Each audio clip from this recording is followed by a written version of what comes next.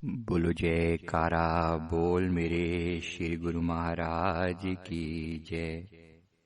इस सत्संग का टॉपिक है कि सतगुरु अपने सेवक की हर तरह के काले जादू से या मंत्र तंत्र या तांत्रिक जो ये करते हैं, इन सब से सतगुरु रक्षा करते हैं।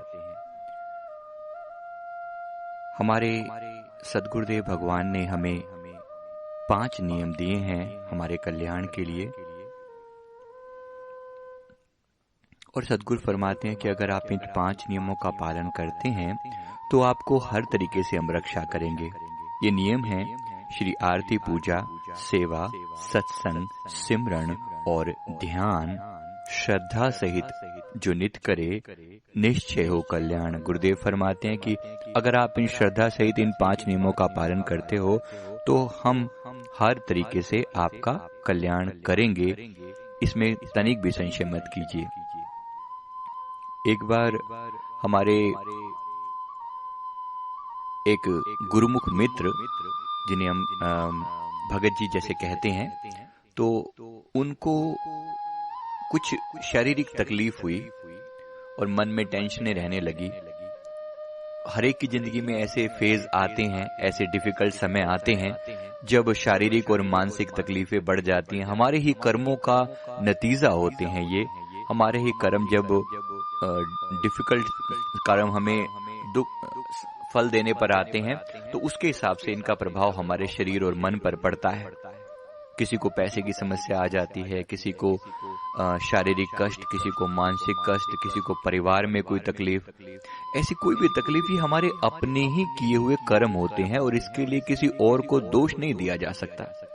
पर हम में जैसी हमारी अपनी आदत होती है, हम हमेशा इसके लिए ऑफ कोर्स हम इसका इलाज कराते हैं। इलाज से अगर कोई सोल्यूशन ना मिले तो फिर हम दोष देने के और तरीके ढूंढते हैं, जिनमें से एक मेजर आपको लगता है कि हम लोगों को लगता है कि वो किसी ने मेरे ऊपर कुछ कर दिया है।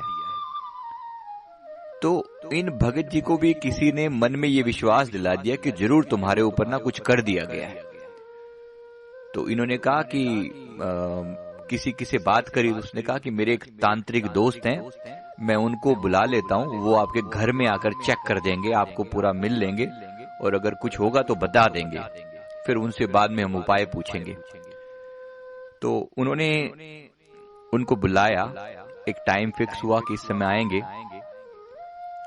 तो जब वो आए तो थोड़ा लेट हो गए। इन भगत जी की शाम की आरती पूजा का टाइम हो चुका था। तो उन्होंने कहा कि मैं आरती कर रहा हूं।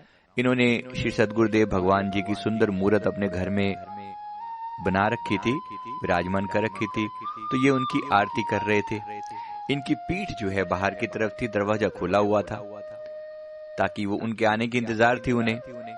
तो ये लगे हुए हैं, आरती कर रहे हैं और वहां पर वो तांत्रिक जी आए। उन्होंने आकर देखा, बेल बजाई, को दरवाजा खुला हुआ था, अंदर आ गए। तो अंदर क्या देखते हैं कि एक बुजुर्ग से कोई व्यक्ति खड़े हैं वहां पर, और इन्होंने उनसे इशारे से पूछा कि वो कहाँ हैं, मैं उनसे मिलने आया हूँ। तो वो जो बुजुर्ग व्यक्ति थे, वो उन्होंने इशारा किया कि वो आरती कर रहे हैं और अभी आपको इंतजार करना पड़ेगा। तो उन्होंने वहीं बैठा दिया उनको बाहर ही। ये आरती पूरी इन्होंने की। आरती पूजा में लगभग 20-25 मिनट लगते हैं। तो तब तक ये बाहर बैठे रहे और उसके बाद उन्होंने 1-2 और बातें भी करी अंकल जी से, जो वो खड़े हुए थे, जो बुजुर्ग जो भगत जी खड़े हुए थे। तो उनसे 1-2 और बातें भी उन्होंने करी। पूछा कि आप यहाँ कब से रहते हो, ऐसे 2-3 बातें पूछी। तो उसके बाद जब वो अंदर गए, वो आरती पूजा पूरी हुई, वो बाहर आए और उन्होंने आकर इनको कहा, इनसे माफी मांगी कि मैं माफी चाहता हूँ कि आपको इंतजार करना पड़ा। तो मैं आरती कर रहा था। उनको अंदर लेकर गए। अंदर जाकर उन्होंने देखा, क्योंकि वो आए थे ये चेक करने के लिए कि इनके घर पे कोई ओपरी का असर तो नहीं है, किसी तंत्र बाधा का असर तो नहीं है। इन्होंने वहां जाकर देखा कि जो मंदिर में श्री गुरु महाराज जी की मूर्त जो विद्यमान है, इनकी नजर वहां पड़ी। कहते हैं कि ये अंकल जी यहाँ कैसे बैठे हुए हैं? भगत जी ने कहा, कौन से अंकल जी? अब क्या बात कर रहे हो? कैसे अंकल जी? कहते ये जो आपके गेट के बाहर खड़े हुए थे, ये अंकल जी क्या लगते हैं आपके? और ये इनकी फोटो यहाँ क्यों रखी हुई है? आप इनकी पूजा क्यों कर रहे थे? उन्होंने कहा, ये मेरे गुरुदेव हैं, ये मेरे सदगुरु हैं, ये तो इनकी मैं इनकी पूजा कर रहा था।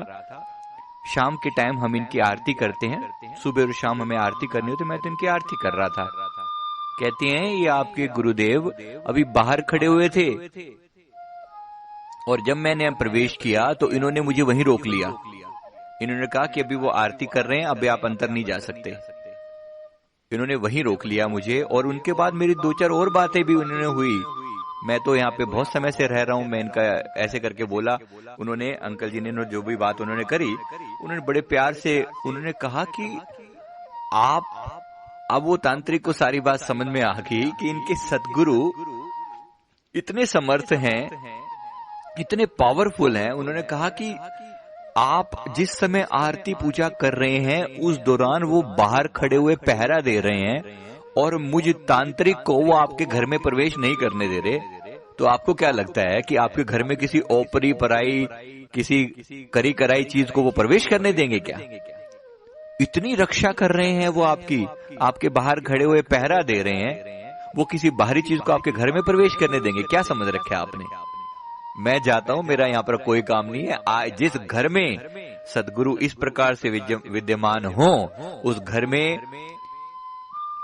तांत्रिक भी प्रवेश नहीं कर सकता, और ये जो तंत्र विद्या के जितने भी काम होते हैं, ये कोई भी चीज ऐसी प्रवेश नहीं कर सकती। जिस घर में गुरुदेव की आरती होती है, उस घर में कोई और प्रवेश कर ही नहीं सकती ऐसी नेगेटिव चीजें।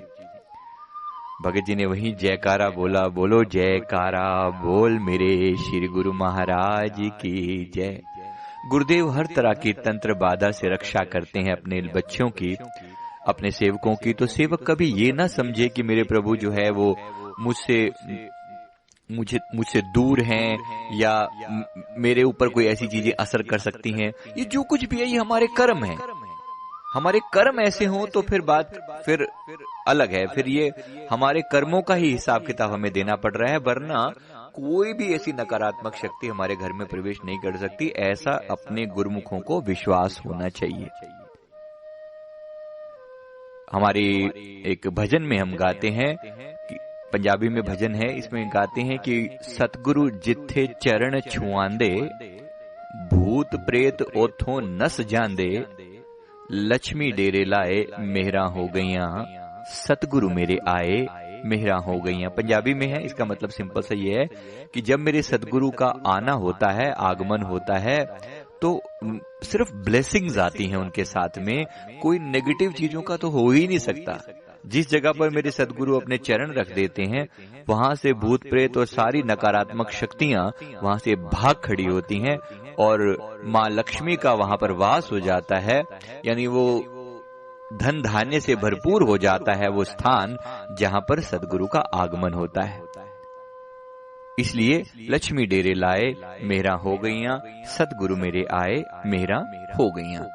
ये भाव सेवक के मन में सदा बना रहना चाहिए कि मेरे सदगुरु सदा मेरे अंग संग हैं और हर प्रकार से मेरी रक्षा कर रहे हैं। इसीलिए हम 5 नियमों का पालन बड़े श्रद्धा और प्रेम से करें। दोनों समय की श्री आरती पूजा प्रेम पूर्वक करें। हमारे मन में भाव हो, प्रेम हो, आनंद हो, और जितना हो सके 1 घंटा कम से कम सिमरन करें, मेडिटेशन करें, और बाकी समय में जहां तक हो सके अजप अजाप ज्यादा से ज्यादा करते रहें।